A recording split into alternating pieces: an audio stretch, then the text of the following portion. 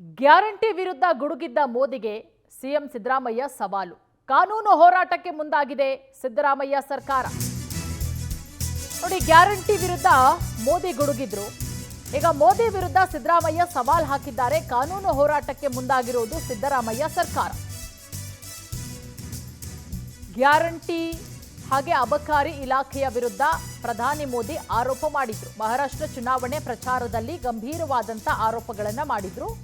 ಕರ್ನಾಟಕ ಸರ್ಕಾರ ಗ್ಯಾರಂಟಿಗಳನ್ನ ಜಾರಿ ಮಾಡದೆ ವಂಚಿಸ್ತಾ ಇದೆ, ಹಾಗೆ ಅಬಕಾರಿ ಇಲಾಖೆಯಲ್ಲಿ 700 ಕೋಟಿ ಭ್ರಷ್ಟಾಚಾರ ಅಂತ ಹೇಳಿ ಚುನಾವಣೆ ಪ್ರಚಾರ ಸಂದರ್ಭದಲ್ಲಿ ಪ್ರಧಾನಿ ಮೋದಿ ಆರೋಪ ಮಾಡಿದ್ರು. ಇದರ ಬೆನ್ನಲ್ಲೇ ಮಹಾಪ್ರಚಾರದಲ್ಲಿ ಸಿಎಂ ಸರ್ಕಾರದ ಮೇಲಿನ ಆರೋಪಕ್ಕೆ ಟಾಂಗ್ ಕೊಡಲಾಗಿತ್ತು. ಕ್ಷಮೆಯಾಚನೆಗೆ ಸಿಎಂ ಆಗ್ರಹಿಸಿದ್ರು. ನನ್ನ ವಿರುದ್ಧ ಆರೋಪ ಪ್ರೂವ್ ಮಾಡಿದ್ರೆ ರಾಜೀನಾಮೆ ಅಂತ ಹೇಳಿ ಸವಾಲು. ಇದು ಸುಳ್ಳಾದ್ರೆ ನೀವು ರಾಜೀನಾಮೆ ಕೊಡ್ತೀರಾ ಅಂತ ಹೇಳಿ ಪ್ರಧಾನಿಗೆ ಸವಾಲು ಹಾಕಲಾಗಿದೆ. ಗ್ಯಾರಂಟಿ ಯೋಜನೆ ಕುರಿತು ಮಹಾರಾಷ್ಟ್ರ ಸರ್ಕಾರದ ಜಾಹೀರಾತು. ನೋಡಿ, ಮಹಾರಾಷ್ಟ್ರ ಸರ್ಕಾರದ ವಿರುದ್ಧ ಕಾನೂನು ಹೋರಾಟಕ್ಕೆ ಸಿಎಂ ಈಗ ಪ್ಲಾನ್ ಮಾಡ್ತಾ ಇರೋದು.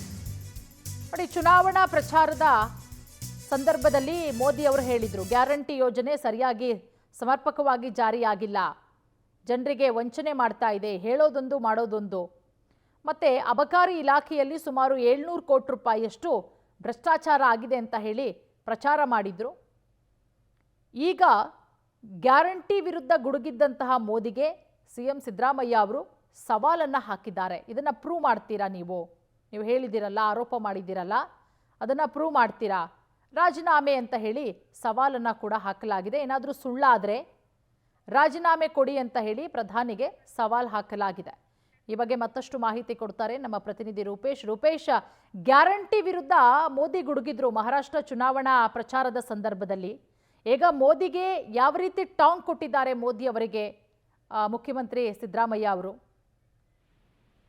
ಪೂರ್ಣಿಮಾ, ಇಲ್ಲಿ ಗ್ಯಾರಂಟಿ ವಿಚಾರದಲ್ಲಿ ಒಂದು ಕಡೆ ಮಹಾರಾಷ್ಟ್ರ ಸರ್ಕಾರ ಒಂದು ಆಡ್ ಅನ್ನು ಕೊಟ್ಟು ಗ್ಯಾರಂಟಿ ಸರಿಯಾಗಿ ಜಾರಿ ಆಗ್ತಾ ಇಲ್ಲ ಅಂತ ಹೇಳಿ ಅದೇ ರೀತಿಯ ಗೃಹಲಕ್ಷ್ಮಿ ಯೋಜನೆ ಕುರಿತು ಎಷ್ಟು ಖ್ಯಾತಿಯನ್ನು ತೆಗೆದಿತ್ತು.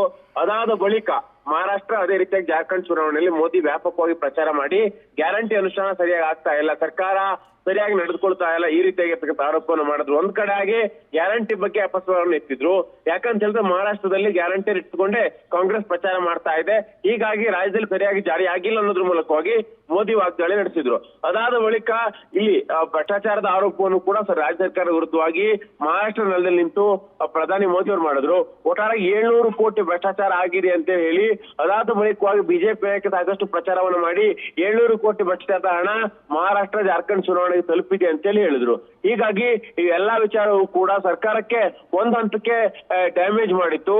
ಹೀಗಾಗಿ ಸಿಎಂ ಸಿದ್ದರಾಮಯ್ಯನವರು ಮಹಾರಾಷ್ಟ್ರದ ಚುನಾವಣಾ ಅಖಾಡಕ್ಕೆ ಇಳಿದಿದ್ದು ಅಲ್ಲಿ ಪ್ರಚಾರ ಮಾಡ್ತಾ ಒಂದು 2-3 ವಿಚಾರವನ್ನು ಪ್ರಸ್ತಾಪಿಸ್ತಾರೆ. ಒಂದು ಕಡೆ ಮೋದಿಗೆ ಸವಾಲ್ ಹಾಕ್ತಾರೆ, ನೀವು 700 ಕೋಟಿ ಭ್ರಷ್ಟಾಚಾರದ ಆರೋಪವನ್ನು ಒಂದು ಕಡೆ ಮಾಡಿದ್ರಿ, ಹೀಗಾಗಿ ಇದಕ್ಕೆ ಸಂಬಂಧಪಟ್ಟಂತ ಸಾಕ್ಷ್ಯಗಳನ್ನು ಕೊಡಿ, ಇದನ್ನ ಪ್ರೂವ್ ಮಾಡಿ, ಇಲ್ಲಂತಿದ್ರೆ ನೀವು ಪ್ರೂವ್ ಮಾಡಿದ್ದೆ ಹೌದಾದ್ರೆ ನಾನು ಸಿಎಂ ಸ್ಥಾನಕ್ಕೆ ರಾಜೀನಾಮೆ ಕೊಡ್ತೇನೆ ಅಂತೇಳಿ ಹೇಳಿದ್ರು. ಅದಾದ ಬಳಿಕ ನೀವು ಪ್ರೂವ್ ಮಾಡ್ಲಿಕ್ಕೆ ಆಗಿಲ್ಲ ಅಂತ ಹೇಳಿದ್ರೆ ನೀವು ರಾಜೀನಾಮೆ ಕೊಡ್ತೀರಾ ಪ್ರಧಾನಿ ನರೇಂದ್ರ ಮೋದಿ ಅವರು ಅನ್ನುವಂತ ಮಾತನ್ನು ಕೂಡ ನಿನ್ನೆ ಮಹಾರಾಷ್ಟ್ರ ನೆಲದಲ್ಲಿ ನಿಂತು ಹೇಳಿದ್ದಾರೆ. ಅದಾದ ಬಳಿಕವಾಗಿ ಗ್ಯಾರಂಟಿ ಜಾರಿ ಆಗಿಲ್ಲ ಅಂತ ಹೇಳಿ ಹೇಳುವಂತ ಬಿಜೆಪಿ ನಾಯಕರನ್ನ ನಾನು ವಿಶೇಷ ವಿಮಾನದಲ್ಲಿ ಬೇಕಾದ್ರೆ ಕರೆದುಕೊಂಡು ಬಂದು ಕರ್ನಾಟಕ ಪ್ರವಾಸವನ್ನು ಮಾಡಿಸ್ತೇನೆ, ಹೀಗಾಗಿ ನೀವೇ ಇಲ್ಲಿನ ಗ್ಯಾರಂಟಿ ಯಾವ ರೀತಿ ಜಾರಿ ಆಗ್ತಾ ಇದೆ, ಅದೇ ರೀತಿಯ ಗ್ಯಾರಂಟಿ ಎಷ್ಟು ಪ್ರಮಾಣದಲ್ಲಿ ಪರಿಣಾಮಕಾರಿಯಾಗಿ ಜಾರಿಯಾಗಿ ಜನರಿಗೆ ಅನುಕೂಲ ಆಗ್ತಾ ಇದೆ ಅನ್ನೋದನ್ನು ಕೂಡ ನೋಡ್ಕೊಂಡು ಹೋಗ್ಬೇಕು ಅಂತ ಹೇಳಿ ಸವಾಲನ್ನ ಹಾಕಿದ್ರು. ಈ ಮೂಲಕವಾಗಿ ಮಹಾರಾಷ್ಟ್ರ ಚುನಾವಣಾ ಅಖಾಡದಲ್ಲಿ ಕರ್ನಾಟಕದ ಗ್ಯಾರಂಟಿ ವಿಚಾರ, ಭ್ರಷ್ಟಾಚಾರ ವಿಚಾರ ಎಲ್ಲವೂ ಕೂಡ ಪ್ರಸ್ತಾಪ ಆಗ್ತಾ ಇದೆ. ಅದಾದ ಬಳಿಕ ಮಹಾರಾಷ್ಟ್ರ ಸರ್ಕಾರ ಒಂದು ಆಡ್ ಅನ್ನು ಕೊಟ್ಟಿದ್ರು, ಸುಳ್ಳು ಆಡ್ ಅಂತೇಳಿ ಇಲ್ಲಿ ಸಿದ್ದರಾಮಯ್ಯ ಆರೋಪಿಸಿದ್ದಾರೆ. ಅದೇ ರೀತಿಯಾಗಿ ಇಲ್ಲಿ ಕಾನೂನು ಹೋರಾಟವನ್ನು ಮಾಡಬೇಕು ಅಂತೇಳಿ ಕೂಡ ನಿರ್ಧಾರ ಮಾಡ್ಕೊಂಡಿದ್ದಾರೆ. ಯಾಕಂತ ಹೇಳಿದ್ರೆ ಇಲ್ಲಿ ಚುನಾವಣಾ ಸಂದರ್ಭದಲ್ಲಿ ರಾಹುಲ್ ಗಾಂಧಿ ಅವರ ವಿರುದ್ಧವಾಗಿ ಒಂದು ಆಡ್ ಕೊಡ್ತಾರೆ ರಾಜ್ಯ ಸರ್ಕಾರದ ವಿರುದ್ಧವಾಗಿ. ಆ ಸಂದರ್ಭದಲ್ಲಿ ಹಿಂದೆ ಬೊಮ್ಮಾಯಿ ಸರ್ಕಾರ ವಿರುದ್ಧವಾಗಿ ಆಡ್ ಕೊಟ್ಟಾಗ ಅವ್ರನ್ನು ಕೂಡ ಸಿಎಂ ಸಿದ್ದರಾಮಯ್ಯ, ಡಿ.ಕೆ. ಶಿವಕುಮಾರ್ ಅದೇ ರೀತಿಯಾಗಿ ಇಲ್ಲಿ ರಾಹುಲ್ ಗಾಂಧಿ ಅವರನ್ನು ಕೂಡ ಕೋರ್ಟ್ಗೆ ರಾಜ್ಯದ ಒಂದು ಕೋರ್ಟ್ಗೆ ಕರೆಸ್ಕೊಂಡಿದ್ದು ಕೂಡ ಉದಾಹರಣೆ ಆಗಿದೆ. ಹೀಗಾಗಿ ಅದೇ ಮಾದರಿಯಲ್ಲಿ ಇದೀಗ ಅದೇ ಅಸ್ತ್ರವನ್ನ ಬಿಜೆಪಿ ವಿರುದ್ಧ ಕೂಡ ಪ್ರಯೋಗಿಸಿ ಕಾನೂನು ಹೋರಾಟ ನಡೆಸಲಿಕ್ಕೆ ಕೂಡ ರಾಜ್ಯ ಸರ್ಕಾರ ಮುಂದಾಗಿದೆ. ಪೂರ್ಣಿಮಾ, ಥ್ಯಾಂಕ್ ಯು ರೂಪೇಶ್ ತಮ್ಮೆಲ್ಲ ಮಾಹಿತಿಗಾಗಿ.